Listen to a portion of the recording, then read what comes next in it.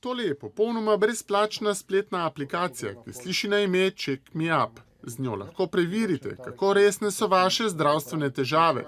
Posledično pa dobite informacijo, ali bo za zdravljenje dovolj obisk lekarne, ali bo predtem potrebno še k zdravniku. Aplikacija na tem nivoju, ki bi bila namenjena za laično javnost, je dejansko novost, vsaj po naših podatkih, globalno. Kar pomeni, da smo veseli, da nekaj Made in Slovenija se mogoče začenja tudi na tem področju.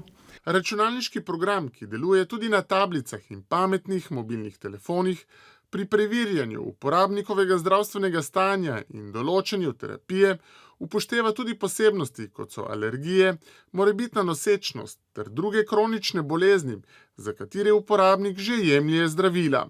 Aplikacija uporabniku trenutno ponuja 67 različnih medikamentov, ki so dostopni brez recepta. Posamezen artikel, en sam, ki je vnešen v aplikacijo, ima tam med 100 in 150 faktorjev, strokovnih matematičnih faktorjev, ki skrbijo za varno uporabo in implementacijo v sami aplikaciji.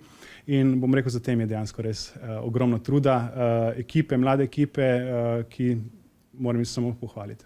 Program, ki se v širokem krogu izogiba oglasnim vsebinam, je trenutno v fazi testiranja.